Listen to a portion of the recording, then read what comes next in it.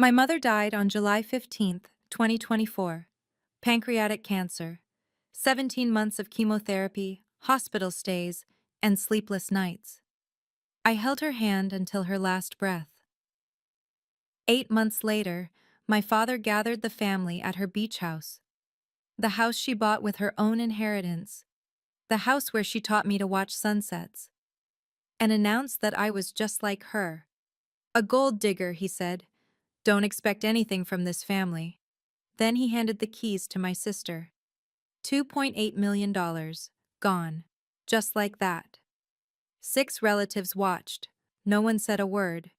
I stood there with $847 in my bank account, smiled, and said, "Congrats, Vanessa."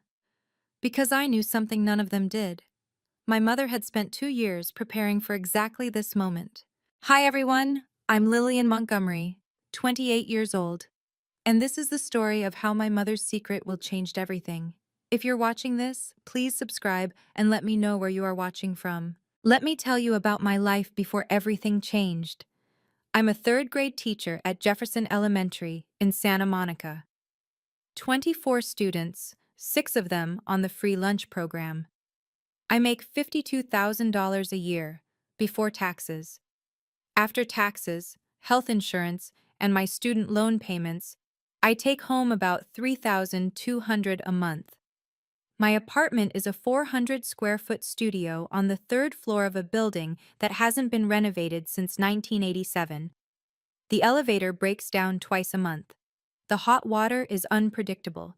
Rent is $1,850, 42% of my take-home pay. My financial advisor, if I could afford one, would probably have a heart attack. I drive a 2018 Honda Civic with 87,000 miles on it. The AC stopped working last summer. I've been meaning to fix it, but that would cost $400 I don't have. The day I'm telling you about, my bank account showed exactly $847.32. I remember the exact number because I had just paid rent and I was counting down the 14 days until my next paycheck. Here's the thing that most people don't understand. My father is Richard Montgomery, CEO of Montgomery Construction Corp. He owns 3 properties in Southern California. He's a member of the Rotary Club. He golfs with city councilmen and real estate developers. And I live in a studio apartment with a broken AC, counting pennies until payday. The last time I saw my father before that day at the beach house was at my mother's funeral.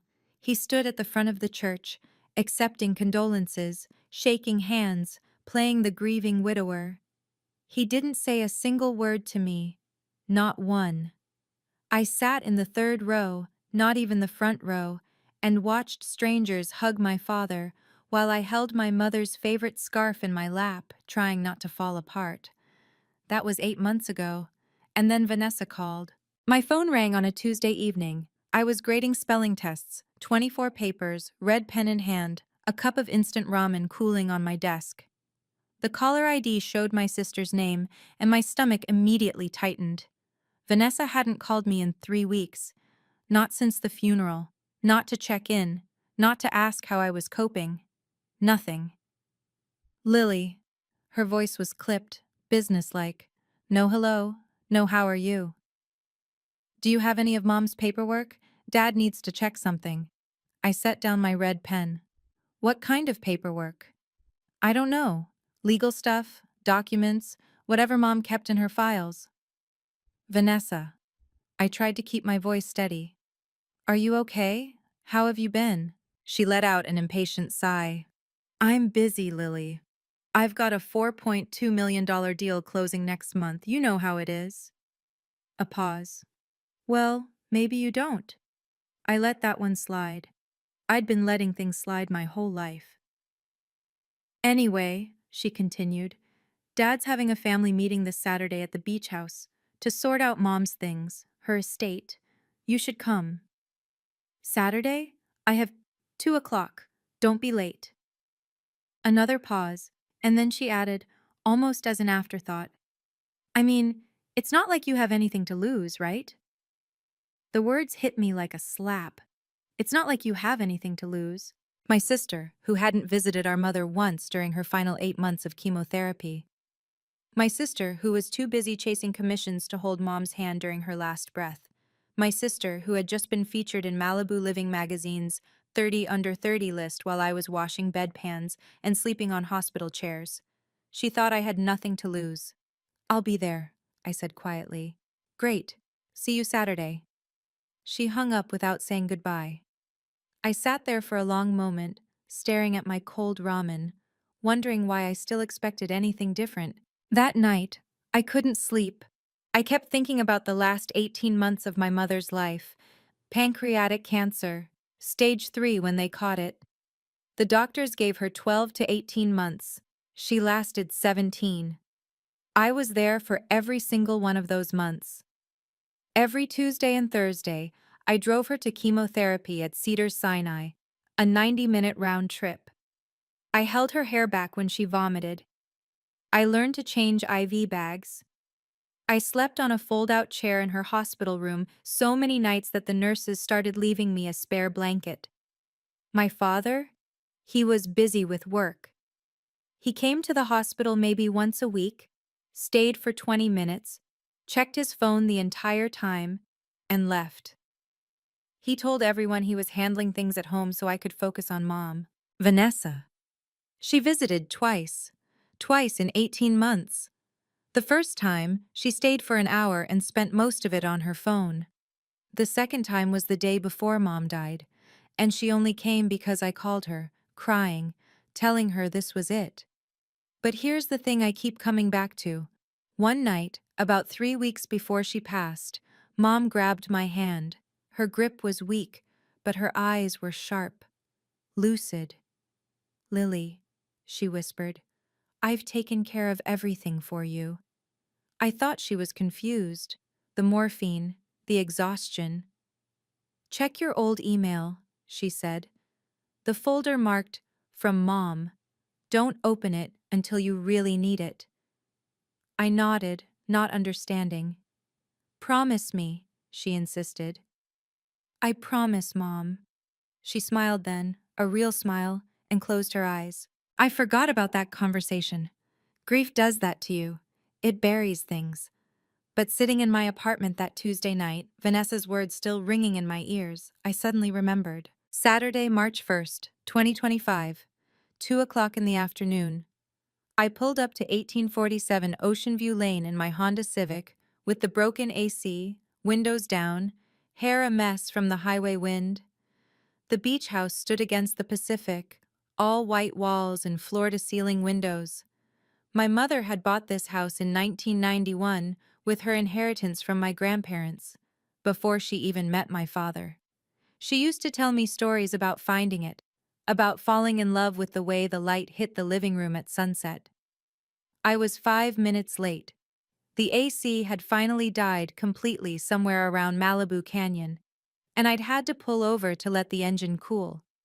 When I walked through the front door, 8 pairs of eyes turned to look at me. My father sat at the head of the dining table, the same table where we'd had Thanksgiving dinners, birthday parties, where Mom and I used to do puzzles on rainy afternoons. Vanessa sat to his right, in what used to be Mom's chair. She was wearing a cream blazer and gold earrings, looking like she'd stepped out of a real estate advertisement. Aunt Patricia and Uncle Howard were there, along with my cousins Derek and Melissa. They all looked at me the way you might look at someone who'd shown up to a black tie event in sweatpants. My father didn't greet me. He just glanced at his Rolex and said, "You're late." "The car." "Sit down, Lillian." I sat at the far end of the table, the opposite end from my father, the seat furthest from everyone. As I pulled out my chair, I heard Aunt Patricia whisper to Uncle Howard, not quietly enough, "Poor Richard, having to deal with a daughter who can't even take care of herself." I pretended not to hear, but I heard. I looked around the room, at this family that had never seen me, and I thought about my mother. She had sat in this very room, at this very table, for 32 years. She had loved these people. She had cooked for them, hosted them, remembered their birthdays and anniversaries, and not one of them had visited her in the hospital. My father cleared his throat. "Now that everyone's finally here," he said, looking directly at me, "we can begin." My father stood up and the room went silent. He had that effect on people, the CEO presence, the man who was used to boardrooms and contracts and getting exactly what he wanted. In his hand, he held a set of keys. I recognized them immediately. The keychain was a small silver seashell, a gift I'd made for my mother in third grade, back when I thought macaroni art and craft store charms were the height of sophistication. Mom had kept that keychain for 23 years. Your mother is gone, my father said. His voice was steady, practiced. And now it's time to sort out her affairs. I've consulted with our family attorney, and I've made some decisions about how to handle her estate. He paused, letting the weight of his words settle over the room. This house, he continued, gesturing around us, will go to Vanessa. My sister's face lit up. Aunt Patricia nodded approvingly. Uncle Howard muttered something about smart choice. Vanessa understands real estate, my father explained.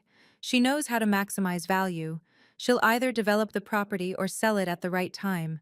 Either way, it stays in capable hands. I sat very still. I didn't move. I didn't speak. Then my father turned to me. As for you, Lillian, the way he said my name, like it tasted bitter in his mouth. You're just like your mother. He shook his head slowly. A gold digger, always taking, never contributing.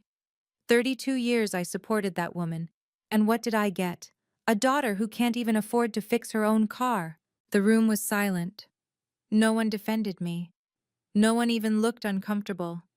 Don't expect anything from this family, my father said. You've made your choices, now live with them. He handed the keys to Vanessa. She took them with a smile, a real, genuine smile, and said, Thank you, Daddy. I won't let you down. I sat there, my hands folded in my lap, my heart pounding so hard I could feel it in my throat. And then I did something that surprised even me. I looked at my sister and I said, Congrats, Vanessa. My voice didn't shake. My eyes didn't water. I stood up, picked up my purse, and walked out of that house without looking back. But in my mind, I heard my mother's voice. Check your old email. The folder marked, From Mom. I drove home in silence. No radio, no phone calls, just the sound of wind through my open windows and the hum of the highway beneath my tires. By the time I got back to my apartment, it was almost 6 o'clock. The sun was setting, painting the sky orange and pink through my tiny window. I sat on the edge of my bed, the same bed I'd had since college, the mattress sagging in the middle, and looked around. 400 square feet, a kitchenette with a 2-burner stove, a bathroom so small I could touch both walls if I stretched out my arms, a desk covered in student papers and red pens, $847 in my bank account, rent due in 2 weeks, $1,850. Paycheck arriving in 14 days, $1,600 after deductions. The math didn't work. It never worked. I looked at the photo of my mother on my nightstand. It was from my college graduation. She was beaming, her arm around my shoulders, so proud. That was before the diagnosis, before everything fell apart. Mom, I whispered to the empty room, you said you took care of everything, but I don't see how. And then I remembered. Check your old email. The folder marked, From Mom. I grabbed my laptop, fingers trembling slightly as I opened my email. I hadn't checked that old account in months. It was the one I'd had since high school, mostly full of spam and forgotten newsletter subscriptions. I scrolled through the folders on the left side of the screen. Promotions, social, updates. And there, at the bottom, a folder I'd created years ago and forgotten about. From Mom. My heart stopped. There was one email inside, sent August 15th, 2022. Subject line, For your eyes only, sweetheart. I clicked it open. The email was dated 2 years before my mother died, 2 years before the diagnosis. She had written it when she was healthy, clear-minded, thinking ahead. My darling Lily, if you're reading this, it means I'm gone, and something has happened that made you need help. I know you, sweetheart. You wouldn't open this unless you truly needed to. I need to tell you something important. The beach house is mine. I bought it in 1991 with the inheritance from your grandparents, 3 years before I married your father. It has always been mine, in my name alone. Your father knows this, though he's conveniently forgotten over the years. I've made a new will, a private one. I worked with an attorney named Margaret Collins. Her number is 5550147. The will is dated August 12, 2022, witnessed by 2 people, and notarized. A copy is stored at First Coastal Bank in a safe deposit box. In that will, I left the beach house to you. Not because you need the money, Lily, but because you're the only one who understands what that house really means. You're the only one who sat with me on the porch and watched the sunset. You're the only one who remembers. Your father will try to take it. He'll try to give it to Vanessa. But the law is on your side, sweetheart. The house was never his to give. Call Margaret. She's been waiting for you. I love you more than you will ever know. Mom, I read the email 3 times. Then I read it again. My hands were shaking. Tears were streaming down my face, the first tears I'd cried since the funeral. My mother had known. She had known exactly what my father would do, and she had spent 2 years preparing for this moment. I picked up my phone and dialed the number. The phone rang twice before a woman answered. Collins Legal Services, this is Margaret. Ms. Collins? My voice cracked. My name is Lillian Montgomery. I think my mother told you about me. There was a pause, then softly. I've been waiting for your call, Lillian. Something in my chest loosened. For the first time in 8 months, I felt like someone was on my side. Your mother came to me in 2020, Margaret explained. She wanted to make sure her wishes would be honored no matter what happened. We spent 2 years getting everything in order. The will, I said. It's real? Very real. Signed August 12, 2022. 2 witnesses, Nancy Wheeler and Robert Torres. Notarized by James Patterson, California Notary number 4521. The original is in a safe deposit box at First Coastal Bank, and I have certified copies in my office. I let out a breath I didn't know I'd been holding. Clause 3.2, Margaret continued, specifically states that the property at 1847 Ocean View Lane, Malibu, California, is transferred completely and permanently to you, Lillian Eleanor Montgomery. Your mother used your middle name to make absolutely sure there could be no confusion. My father, I said. He's already given the house to my sister. He announced it today. He can announce whatever he wants. He doesn't have the legal authority to transfer property that doesn't belong to him. Margaret's voice was calm, professional, but I could hear the steel underneath. However, we need to move quickly. If they try to file paperwork before we assert your claim, things could get complicated. How quickly? I've heard they've scheduled an appraiser for next week. We need to act before then. My mind was racing. What do I need to do? Can you come to my office tomorrow? We have a lot to discuss. Okay, everyone, the story is really heating up now. Lily just found out her mother left her a secret will, and her father has no idea. If you were in Lily's shoes, what would you do? Would you confront your father directly, or would you handle it quietly through the lawyers? Drop your answer in the comments. I want to know what you think. And if you're enjoying this story, please hit that like button and subscribe if you haven't already.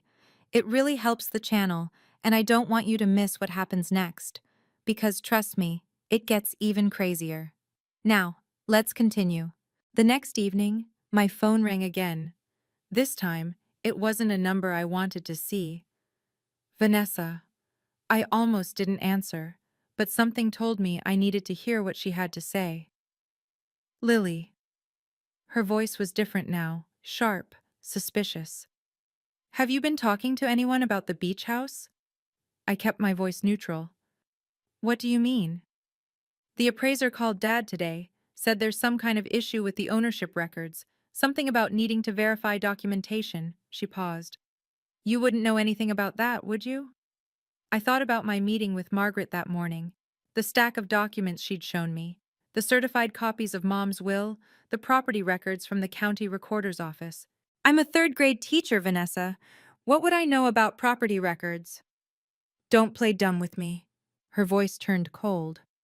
If you're trying to pull something, if you went behind Dad's back to some lawyer, I didn't go behind anyone's back. Then explain why there's suddenly a problem with the house Dad promised me. I took a slow breath. Maybe, I said carefully, the problem isn't with me. Maybe the problem is that Dad promised you something that wasn't his to promise. Silence on the other end. What is that supposed to mean? It means you should ask Dad about Mom's will, the real one. More silence, then. If you're playing some kind of game, Lily, you're going to regret it. Dad won't let you get away with this. Neither will I. Good night, Vanessa. I hung up before she could respond. My hands were shaking, but not from fear. For the first time in my life, I hadn't backed down from my sister, and it felt terrifying. It also felt right. Tuesday, March 4th, 2025. Margaret Collins's office at 1200 Wilshire Boulevard. The building was modest, a 3-story professional complex with a small parking lot. Nothing flashy, nothing that screamed money. I liked that about her already. Margaret was in her mid-50s, with silver-streaked hair pulled back in a neat bun and reading glasses perched on her nose. Her office was organized, efficient, lined with legal books and framed certificates. Sit down, Lillian. She gestured to a chair across from her desk. Let me show you what we're working with. She opened a folder and spread several documents across the desk. This is your mother's will. She tapped a thick document with a blue cover. Signed August 12, 2022. Witnessed by Nancy Wheeler and Robert Torres, both notaries in good standing. Notarized by James Patterson, California Notary number 4521. I looked at the signatures. My mother's handwriting. The familiar loops and curves I'd seen on birthday cards and grocery lists my whole life. And here, Margaret continued, pointing to a specific paragraph, is Clause 3.2. I read it aloud. The real property located at 1847 Ocean View Lane, Malibu, California, is hereby transferred completely and permanently to my eldest daughter, Lillian Eleanor Montgomery. She used your full legal name, Margaret said, including your middle name, Eleanor, after her. There's no ambiguity, no room for misinterpretation. And this supersedes the old will, the one from 2015? Completely. California law is clear. The most recent valid will takes precedence. Your father's attorney may try to challenge it, but they won't succeed. Your mother was mentally competent. The document was properly witnessed and notarized, and it was filed with the county.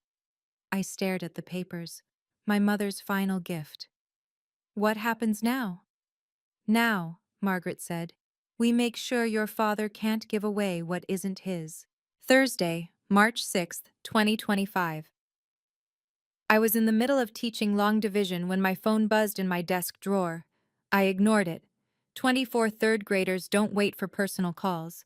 But during lunch break, I checked my voicemail. Ms. Montgomery, this is Thomas Reed from Coastal Appraisal Group. I'm handling the property assessment for 1847 Ocean View Lane in Malibu. There's been an irregularity in the ownership records, and I need to speak with you directly. Please call me back at your earliest convenience. I called him back from the teacher's lounge, my heart pounding. Ms. Montgomery, thank you for returning my call. His voice was professional, measured. I've been contracted to appraise the property at Ocean View Lane for a potential transfer. Standard procedure. We verify ownership, assess value, prepare documentation. I understand. Here's the issue. He paused. When I pulled the records from the county recorder's office, I found something unexpected. According to the filed documents, the property was transferred via a will executed by Eleanor Montgomery, effective upon her death. And the beneficiary listed isn't Richard Montgomery or Vanessa Montgomery. Another pause. It's you, Lillian Eleanor Montgomery. I closed my eyes. Hearing it from a stranger, an objective third party, made it real in a way that Margaret's documents hadn't.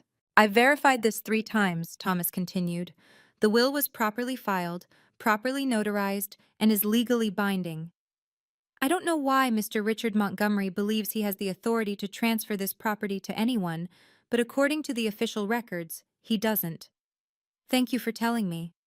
Miss Montgomery, I'm required to report accurate information, and the accurate information is that you are the legal owner of that property. He cleared his throat. I thought you should know before the formal reading next week. Friday, March 7th, 2025. 7:30 in the evening. I was grading papers when my phone rang. The caller ID showed Dad, a contact I hadn't updated in years. Lillian.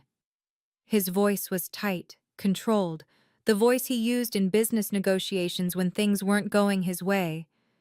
We need to talk. About what? Don't play games with me. A sharp exhale.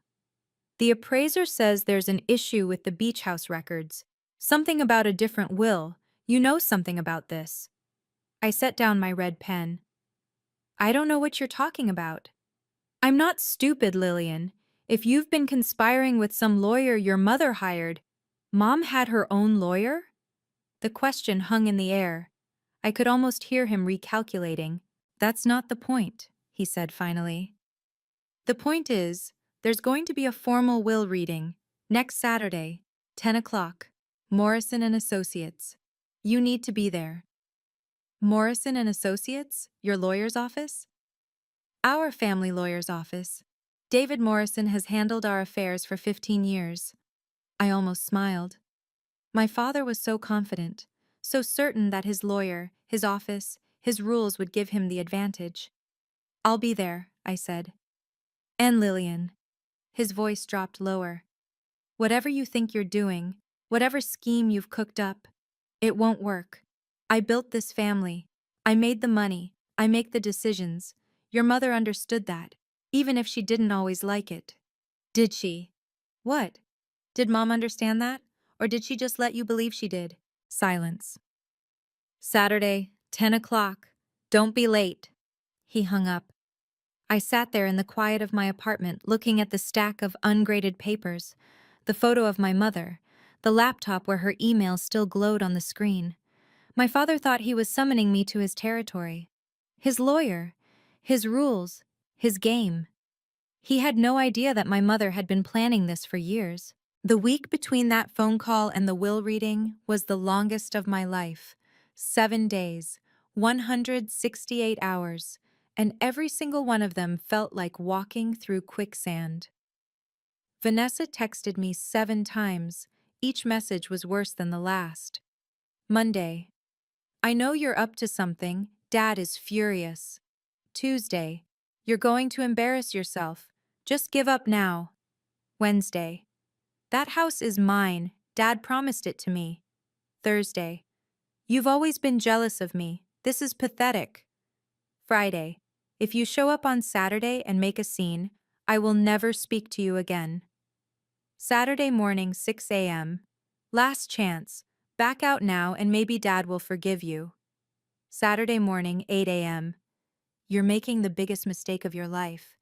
I didn't respond to any of them. Aunt Patricia called on Wednesday.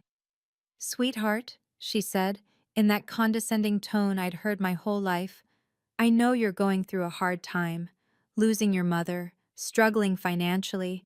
It's understandable that you might feel desperate, but you need to know your place. Your father has worked so hard to build this family. Don't embarrass him. I thanked her for her concern and hung up. At school, my students noticed something was different.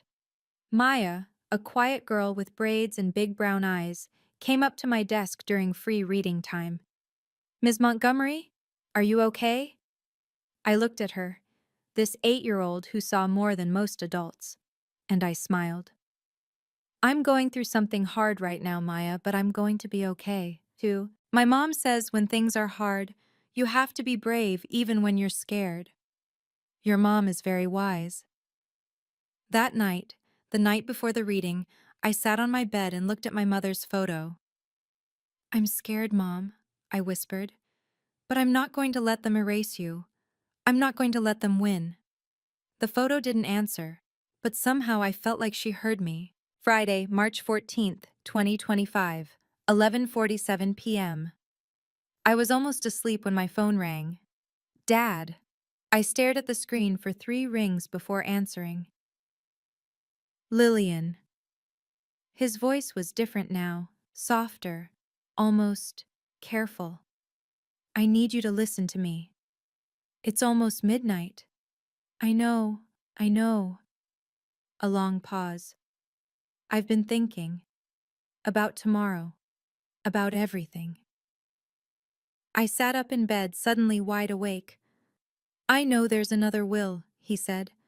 I know your mother did something behind my back. And I know you've been talking to her lawyer. I didn't confirm or deny. I just waited. Here's what I'm offering. His voice shifted back to business mode. Walk away. Don't show up tomorrow.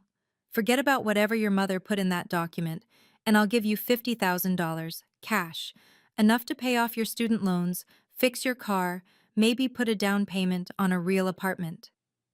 $50,000. For a moment, just a moment, I thought about it. 50,000 would change my life. It would mean no more counting pennies, no more broken AC, no more choosing between groceries and gas. But then I did the math. Dad, I said slowly, the beach house is worth $2.8 million. You're offering me 50,000. That's 1.8% of its value. Silence. You're asking me to give up my mother's final wish. The home she bought with her own inheritance, the place where she spent her happiest days, for less than 2% of what it's worth. This isn't about percentages, Lillian. This is about family. This is about knowing your place. My place. I let the words hang in the air. You mean the place where I'm always wrong? Where I'm always less than Vanessa? Where I'm a gold digger just like my mother? I didn't mean, yes, you did. My voice was steady now, calm. You meant every word.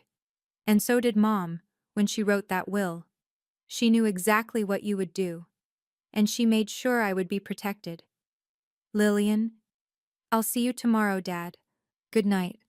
I hung up before he could respond. My hands were trembling, but not from fear. For the first time in my life, I had stood up to my father, and I wasn't going to back down. Saturday, March 15th, 2025, 7 o'clock in the morning. I woke up before my alarm.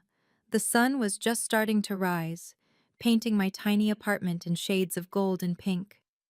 I showered, dried my hair, put on the black dress my mother had given me for my 25th birthday, simple, elegant, the kind of dress she always said made me look like the woman you're becoming.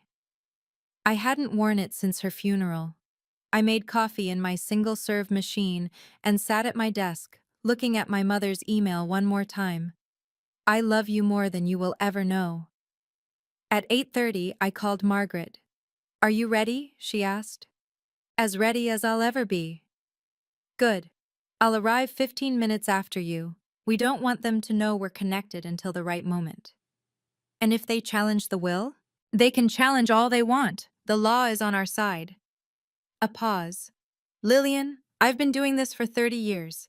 Your mother's will is airtight. She made sure of it. I thanked her and hung up.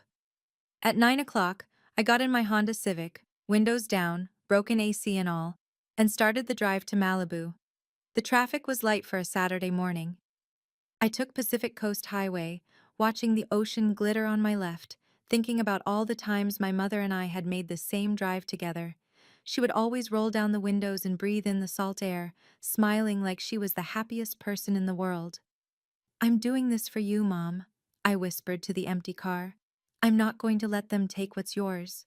At 9:45, I pulled into the parking lot of Morrison and Associates. The building was sleek, modern, all glass and steel. My father's kind of place. I checked my reflection in the rearview mirror. My mother's dress, my grandmother's pearl earrings, my own steady gaze. I was ready. The conference room at Morrison and Associates was exactly what I expected.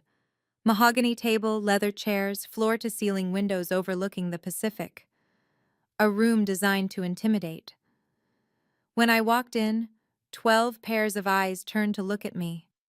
My father sat at the head of the table, wearing his charcoal gray suit and his Rolex, looking every inch the CEO he was.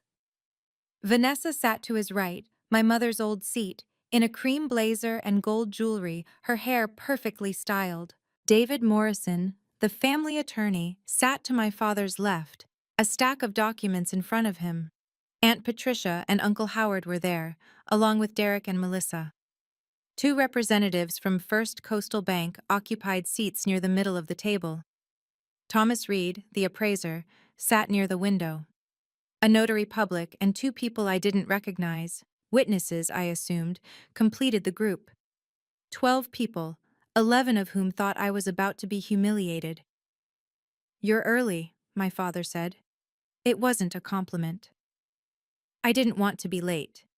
I walked to the far end of the table and sat down, the seat directly opposite my father, the seat that put the entire room between us. Vanessa smirked. "Nice dress. Isn't that Mom's old thing?" "She gave it to me." "Figures. She always did give you her leftovers." I didn't respond. I just folded my hands on the table and waited. David Morrison cleared his throat. "If everyone's ready, we can begin." He opened his folder. "We're here today to formally address the estate of Eleanor Grace Montgomery, deceased July 15th, 2024. I have before me the last will and testament of Mrs. Montgomery, dated September 3rd, 2015. I glanced at the clock on the wall. 10:02. Margaret would be here in 13 minutes. Which designates Richard Allen Montgomery as the primary beneficiary and executor of the estate, with full authority to distribute assets as he sees fit. My father nodded, satisfied. According to this document, Morrison continued, Mr. Montgomery has elected to transfer the property at 1847 Ocean View Lane to his daughter Vanessa Claire Montgomery. Vanessa's smile widened, and then Thomas Reed, the appraiser, raised his hand. "I'm sorry," he said, "but there may be a problem with that." The room went quiet. David Morrison frowned. "Mr. Reed, this is a formal will reading. If you have concerns about the appraisal—" "It's not about the appraisal." Thomas Reed's voice was calm, professional. "It's about the ownership records." My father's jaw tightened. "What about them?" "When I pulled the property records from the county recorder's office, I found a discrepancy. The 2015 will you're referencing lists Mr. Montgomery as the beneficiary of the estate, but there's a more recent document on file."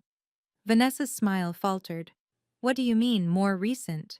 "A will dated August 12th, 2022, properly witnessed, properly notarized, and filed with the county. It supersedes the 2015 document." My father stood up so fast his chair scraped against the floor. "That's impossible. Eleanor never— she wouldn't have—" "Dad," Vanessa grabbed his arm. "Sit down. This is obviously some kind of mistake." But I could see the panic in her eyes, the same panic that was starting to spread across my father's face. "There's no mistake," Thomas said. "I verified the records 3 times. The 2022 will is legitimate." David Morrison looked like he'd swallowed something sour. "Mr. Montgomery, you never mentioned—" "Because I didn't know." My father's voice was rising now. "Eleanor never told me about any other will." The door to the conference room opened. Every head in the room turned. Margaret Collins walked in, calm and composed, carrying a leather briefcase. She was dressed in a navy blue suit, her silver-streaked hair pulled back, her expression unreadable. "Good morning," she said. "I apologize for the interruption. My name is Margaret Collins. I was Eleanor Montgomery's personal attorney from 2020 until her passing." My father's face went white. "I have here," Margaret continued, setting her briefcase on the table, "the original copy of Eleanor Montgomery's last will and testament, dated August 12, 2022, witnessed by Nancy Wheeler and Robert Torres, notarized by James Patterson, California Notary Number 4521. She opened the briefcase and pulled out a thick document with a blue cover.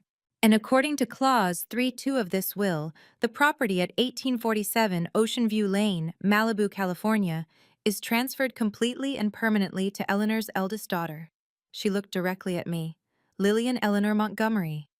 The room erupted. Okay, everyone, this is the moment we've been waiting for. Margaret just walked in with the real will, and Richard's whole plan is falling apart. Can you imagine the look on his face right now? Quick question for you. What do you think Richard is going to do next? Is he going to accept defeat, or is he going to fight? Drop your prediction in the comments. And if you're loving this story, smash that like button right now.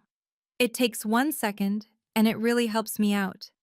Plus, you definitely don't want to miss what happens next, because the drama is just getting started. Let's continue. My father was shouting now. This is fraud! Lillian manipulated her mother when she was sick! Eleanor wasn't in her right mind. Margaret didn't flinch. Mr. Montgomery, this will was executed on August 12th, 2022, 2 full years before your wife was diagnosed with pancreatic cancer. She was in perfect health at the time of signing. I have medical records to confirm this if you'd like to challenge it in court. She couldn't have. Eleanor would never. Eleanor could, and she did. Margaret's voice was steel wrapped in silk. She came to me because she wanted to ensure her wishes would be honored. She knew exactly what would happen after she was gone, and she took steps to protect her daughter. Vanessa stood up, her face flushed. This is insane! Dad promised me that house. I already have clients lined up. I've made commitments. Commitments to sell property you don't own? Margaret raised an eyebrow. That sounds like a problem for you, not for my client. David Morrison held up his hands. Everyone, please. Let's take a moment to review the documentation. By all means, Margaret slid the will across the table to him. You'll find everything in order. Signatures, witnesses, notarization, county filing. I've also brought certified copies from First Coastal Bank, where the original was stored. One of the bank representatives nodded. I can confirm. The document in our vault matches this copy exactly. Thomas Reed spoke up again. And the county recorder's records support this as well. As far as the state of California is concerned, Lillian Montgomery has been the legal owner of that property since July 15, 2024, the date of Eleanor Montgomery's death. The room fell silent. I looked at my father. His face had gone from red to pale. His hands were gripping the edge of the table like he might fall over without it. You, he said, staring at me. You knew. This whole time, you knew. I met his gaze. No, Dad. I didn't know. Not until you called me a gold digger and gave my inheritance to Vanessa. For a moment, no one moved. Then Vanessa turned on me, her voice shaking with fury. You planned this. You and Mom, you planned this whole thing to humiliate me. I didn't plan anything, Vanessa. Mom did. And she did it because she knew exactly how you and Dad would treat me after she was gone. That's not... You didn't visit her once in the last 8 months of her life. My voice was quiet, but it carried through the room. Not once. I was there every day, every chemotherapy session, every night in the hospital, and you couldn't even make time for a phone call. Vanessa's mouth opened and closed. No sound came out. My father found his voice. This isn't about visits. This is about what's right. That house should stay in the family. It is staying in the family, I said. It's staying with me. You don't deserve it. You've never earned anything in your life. I earned my mother's love. I stood up slowly. I earned her trust, and I earned the right to carry out her final wishes. David Morrison cleared his throat. Mr. Montgomery, I'm afraid the documentation appears to be in order.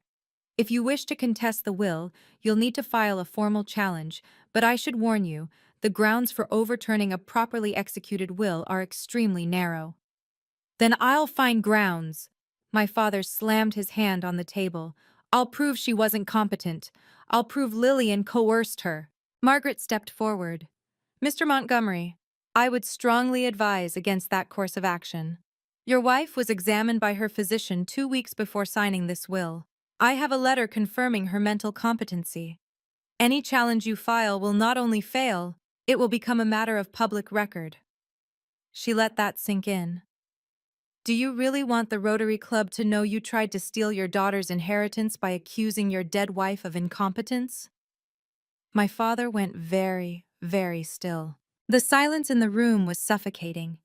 I looked around the table, at my father, white-faced and trembling with rage, at Vanessa, mascara starting to smear as tears of frustration welled in her eyes, at Aunt Patricia and Uncle Howard, who suddenly couldn't meet my gaze, at the lawyers and bankers and witnesses who had come expecting a simple property transfer and instead witnessed the unraveling of my family's carefully constructed facade. I took a deep breath. I didn't come here for revenge, I said. My voice was steady, calm, the voice I used when explaining difficult concepts to my third graders. I came here to honor my mother's wishes. My father started to speak, but I held up my hand. Let me finish. He stopped. I think he was too shocked to do anything else. The beach house is mine. That's not my decision, it's Mom's. She bought it with her own money before she ever met you. She loved that house. She raised me in that house. And she wanted me to have it. I turned to Vanessa. I'm sorry you made promises you can't keep. I'm sorry you counted on something that wasn't yours. But that's not my fault, and it's not Mom's fault either. Then I looked at my father. Really looked at him. You called Mom a gold digger. You called me a gold digger. In front of our entire family. I paused. Mom spent 32 years loving you. She cooked your meals, raised your children, supported your business, and never once asked for recognition. And you repaid her by insulting her memory the moment she was gone. His jaw tightened, but he said nothing. I don't need you to apologize, I continued. I don't need you to understand, but I need you to know this. I will never let anyone disrespect my mother again. Not you, not Vanessa, not anyone. I picked up my purse. Margaret will handle the paperwork. The transfer should be complete within 30 days. I walked toward the door. I was almost at the door when Thomas Reed caught up with me. Ms. Montgomery. He fell into step beside me as I walked through the lobby. I just wanted to say, your mother was clearly a remarkable woman. I stopped, turned to look at him. She planned all of this years in advance, he continued. The will, the filing, the documentation. She made sure every piece was in place so that when the time came, there would be no question about her intentions. He shook his head, a small smile on his face. In 30 years of property appraisal, I've never seen anything like it. She was always thinking ahead, I said softly. Even when she was sick, she was thinking about everyone else. You should be proud. I am. He nodded and headed back toward the conference room. I pushed through the glass doors and stepped into the California sunshine. The parking lot was quiet. My Honda Civic sat in the corner, windows still down from the drive over, looking small and shabby next to the BMWs and Mercedes that filled the other spaces. I didn't care. I got in my car, put my hands on the steering wheel, and just sat there for a moment. I had done it. I had walked into my father's territory, his lawyer's office, surrounded by his family and his allies, and I had won. Not because I fought, not because I screamed or cried or begged, because my mother had loved me enough to protect me, even from beyond the grave. I drove to the beach. Not to the house, not yet, just to a quiet stretch of sand where I could see the waves and feel the salt air on my face. I did it, Mom, I whispered to the ocean. I did it. The fallout came faster than I expected. 3 days after the will reading, Tuesday, March 18th, 2025, my phone buzzed with a Google alert I'd set up for Vanessa's name. Old habit from when I used to track her magazine features. Malibu real estate deal falls through. After ownership. Dispute. The article didn't name names directly, but anyone in the industry would know exactly who it was about. A rising star real estate agent had promised a major client, identified only as the Hartley Group, that she could deliver a prime beachfront property as part of a $4.2 million development package. When the ownership of that property turned out to be in dispute, the deal collapsed. The Hartley Group pulled out. $4.2 million. Gone. Vanessa's commission would have been $126,000. That evening, my phone rang. Vanessa's number. I almost didn't answer, but something told me I needed to hear this. "You ruined my life." Her voice was raw, ragged. She'd been crying. "Do you understand that? You ruined everything I've worked for." "Vanessa, I was going to be somebody. I was going to make partner at the agency, and now everyone knows I promised something I couldn't deliver." "You promised something that wasn't yours to promise."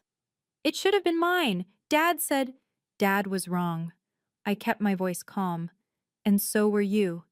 You spent the last 8 months of Mom's life chasing deals instead of saying goodbye, and now you're blaming me because your shortcuts caught up with you." Silence. Then quietly, "You don't understand what it's like. The pressure, the competition." "You're right, I don't. But I do understand what it's like to hold your mother's hand while she dies, and you miss that." I hung up. 2 weeks later, Saturday, March 29th, 2025, the consequences reached my father. Aunt Patricia called me. Not to apologize exactly, but close enough. "Lillian, I wanted you to know that I'm sorry for what I said at the beach house, for not speaking up when your father—" She trailed off. "I didn't know about your mother's will. None of us did." "I know. Your father is— he's not doing well. The story got around. People at the Rotary Club heard about what happened. He's been asked to step down from the gala planning committee." I wasn't surprised. My father had built his reputation on being a man of integrity, a family man, a pillar of the community. The image of him trying to steal his daughter's inheritance while insulting his dead wife didn't exactly fit that narrative. "Some of his business partners have been distant," Patricia continued. "There's talk." "What kind of talk?" "The kind that hurts. Questions about his judgment, his character." She sighed. "He brought this on himself, Lillian. I see that now. But he's still my brother." "I understand." That night, at 11:47 p.m., exactly 2 weeks after his midnight offer of $50,000, my father called. "Lillian." His voice was different, smaller. "I need you to come home. We need to talk." "About what?" About making this right. About being a family again." I looked out my window at the city lights. "Dad, do you want to talk because you're sorry, or because you're embarrassed?" He didn't answer. "I'll think about it," I said. "But I'm not coming home to help you save face. If you want to talk, it has to be real." I hung up before he could respond. I spent the next few days thinking about my father's call. Part of me, the part that had spent 28 years trying to earn his approval, wanted to believe he had changed. Wanted to believe that losing his reputation, his standing in the community, had finally made him see what he'd done wrong. But the rest of me knew better. My father wasn't sorry for hurting me. He was sorry for getting caught. He wasn't calling because he missed me. He was calling because he needed me to help repair his image. I called him back on a Wednesday evening. "Dad." "Lillian." Relief flooded his voice. "I'm so glad you called. When can you come over? We can have dinner, talk things through." "I'm not coming over." Silence. "I've been thinking about what you asked," I continued, "about being a family again. And I realized something." "What's that?" "You don't want a family. You want an audience. You want people who will smile and nod and tell you you're right, no matter what you do." I took a breath. "That's not who I am anymore. Lillian, if you want to have a relationship with me, it has to be different. You have to actually see me. Not as a disappointment. Not as someone to compare to Vanessa. Just as your daughter." "I do see you." "No, you don't. You never have." My voice was steady. "But maybe someday you will. When you're ready to try, really try. You know where to find me." "Lillian, please." "Goodbye, Dad." I ended the call. My hands weren't shaking this time. My heart wasn't pounding. I just felt peaceful. For the first time in my life, I had set a boundary with my father. And I had meant it. Tuesday, April 15th, 2025. 30 days after the will reading. Margaret Collins called me at 9 in the morning. "It's done," she said. "The transfer is complete. The beach house is officially yours." I drove to Malibu that afternoon. The traffic was light, the sun was shining, and for the first time in months, I rolled down my windows, not because my AC was broken, but because I wanted to feel the ocean air. When I pulled into the driveway of 1847 Ocean View Lane, I sat in my car for a long moment, just looking at the house. White walls, floor-to-ceiling windows, the same wooden porch where my mother and I used to watch the sunset. I walked up the steps, put my key in the lock, and opened the door. The house smelled like salt and memories. Everything was exactly as I remembered: the living room with its view of the Pacific, the kitchen where Mom used to make pancakes on Sunday mornings, the hallway lined with family photos. I wandered through the rooms, touching the walls, the furniture, the curtains. Every corner held a piece of my mother.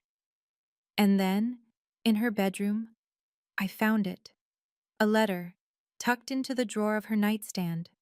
Handwritten. My name on the envelope. "My darling Lily, if you're reading this, it means you found your way here. It means you were brave enough to fight for what was right. I am so proud of you. I have always been proud of you, not because of what you do or what you earn, but because of who you are. This house is yours now. Fill it with love. Fill it with laughter. Fill it with the life you deserve. I love you forever. Mom." I held the letter to my chest and cried. 6 months later, October 2025. I'm still a third-grade teacher at Jefferson Elementary. I still have 24 students, still grade spelling tests with a red pen, still stay late to help kids who need extra attention. Some things haven't changed. I still love my job. I still believe that teaching is one of the most important things a person can do. But other things are different now. The beach house is partially rented out.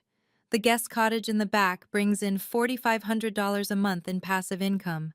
For the first time in my adult life, I'm not counting pennies until payday. I used some of that money to start something new: the Eleanor Montgomery Scholarship Fund for students at Jefferson Elementary who need financial help to pursue their dreams. We've already given out 3 scholarships, $2,000 each, to kids who remind me of myself at that age.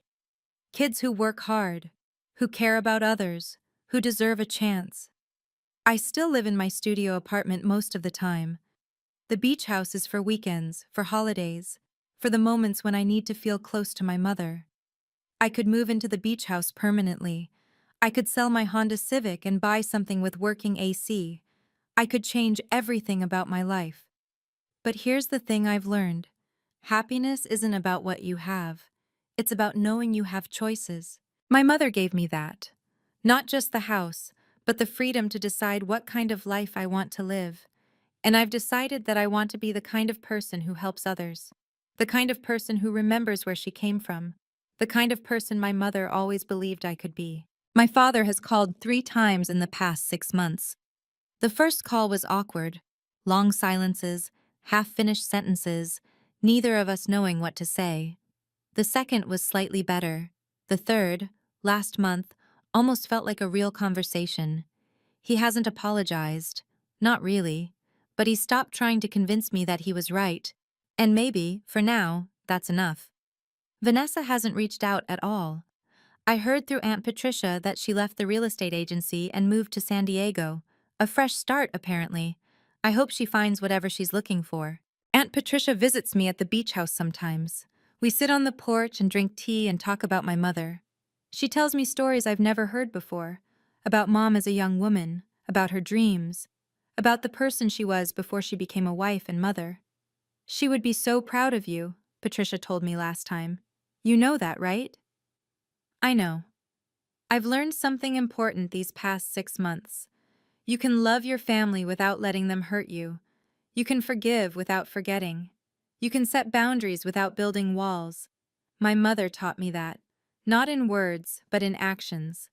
She loved my father for 32 years, even when he didn't deserve it. But she also made sure I would be protected when she was gone. That's what real love looks like. I'm sitting on the porch of the beach house as I tell you this story. The sun is setting over the Pacific, painting the sky in shades of orange and pink and gold. The same sunset my mother watched from this same spot for over 30 years. My father called me a gold digger. He said I was worthless. He said I would never amount to anything. But my mother knew the truth. She knew that value isn't measured in dollars or job titles or magazine features. It's measured in love, in loyalty, in showing up for the people who matter, even when it's hard.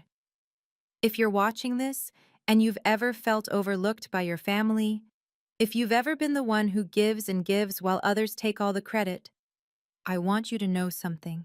Your worth isn't determined by whether they see it. Your worth exists whether they acknowledge it or not. And sometimes the people who love us most find ways to protect us, even when they're no longer here to do it themselves. My mother left me a house, but more than that, she left me the courage to stand up for myself, to set boundaries, to know that I deserve better. And so do you. Thank you for listening to my story. If it resonated with you, I'd love to hear about it in the comments. And if you haven't already, please subscribe. There are more stories coming, and I don't want you to miss them. Until next time, thank you so much for watching Lily's story all the way to the end. If you've ever been in a situation where your family underestimated you or treated you unfairly, I want you to know you're not alone, and you deserve to be seen for who you really are. If this story touched you, please hit that like button and subscribe to the channel. It really helps me keep making content like this. And hey, drop a comment below. Tell me, have you ever had to stand up to a family member who didn't believe in you? What happened? I read every single comment, and I'd love to hear your story. Check the description for more stories like this one, and I'll see you in the next video. Take care of yourselves.